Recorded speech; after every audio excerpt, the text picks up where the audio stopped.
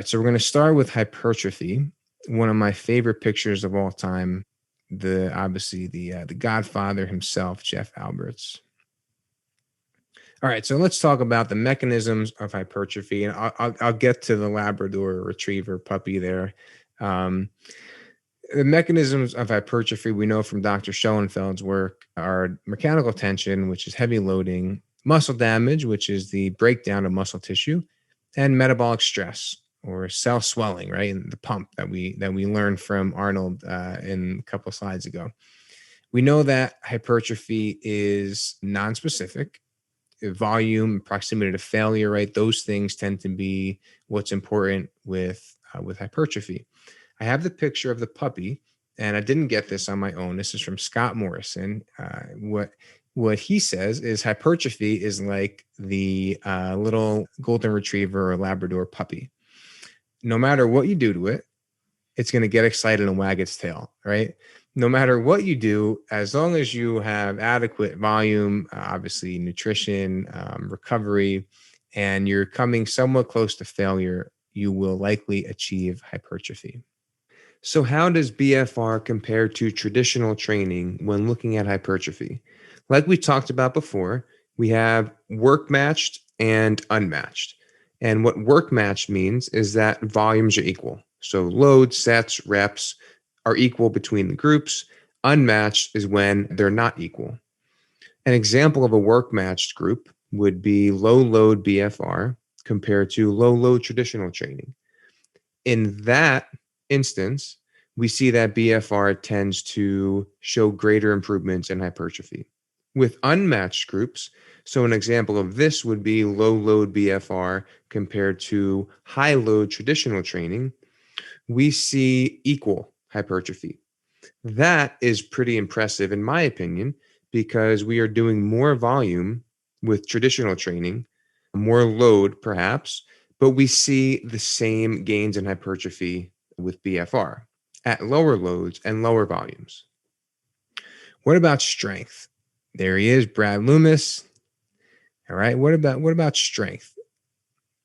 So Dr. Lorenz tells us again that strength adaptations seem to favor high load resistance training, right? And that has kind of been the theme throughout this, that BFR is not meant to replace traditional training, especially when it comes to strength.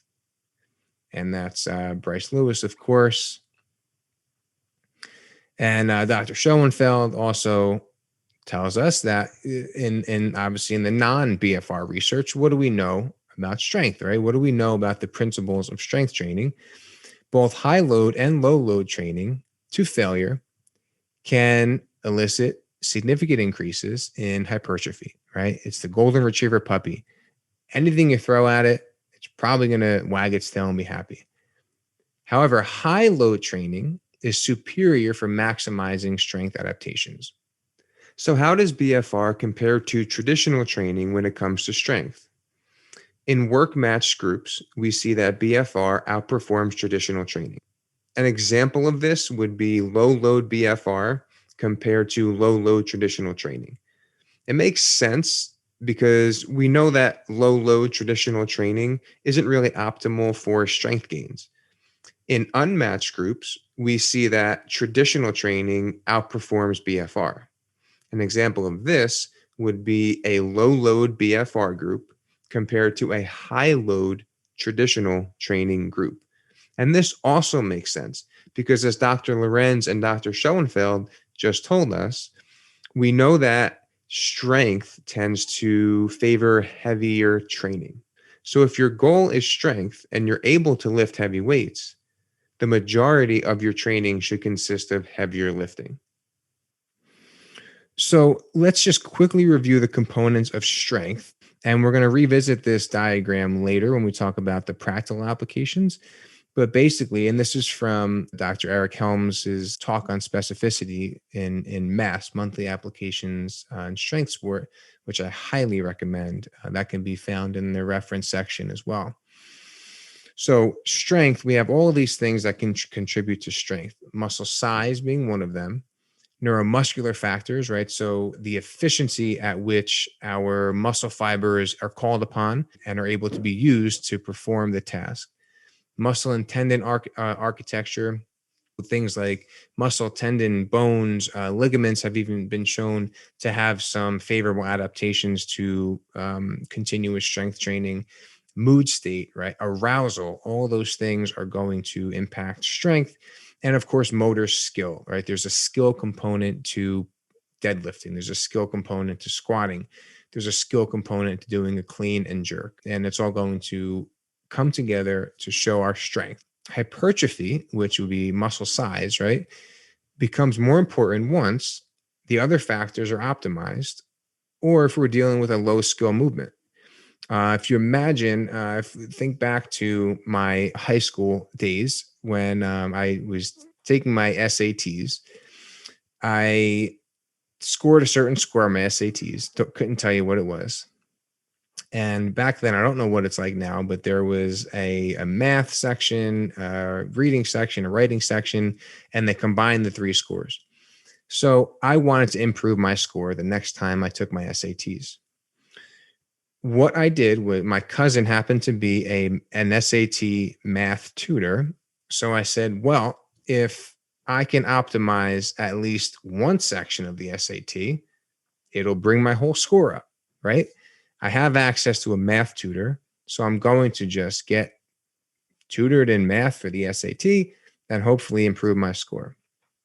The idea is that if the reading and the writing section, wherever they were, if they were optimized, like neuromuscular factors, muscle and tendon architecture, if they're optimized, then the math section can have quite an impact on the total score, right? Because they all work together.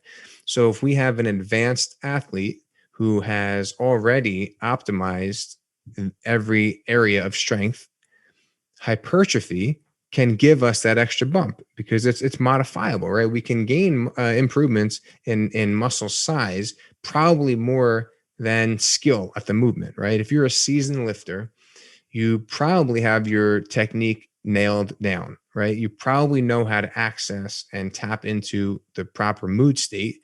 And you probably have optimized the neuromuscular factors and the muscle, tendon, bone architecture. Hypertrophy then becomes super important because now that's really the most modifiable factor. Similarly, if we're looking at a movement of low skill, well, that now makes the motor skill part of it less important. It makes the mood state less important because it's not like we have to amp ourselves up to do a preacher curl, right? So now muscle size also has quite a bit of an impact. Okay, so we know the components of strength, but I think it's important to know how they interplay and how they kind of feed off of each other. And when hypertrophy and muscle size can actually have the most impact. Okay, so here are just some guidelines here on how to implement BFR for strength and hypertrophy. All things that we already talked about. You could pause this, screenshot it if you want, but it's all things that we've already talked about separately.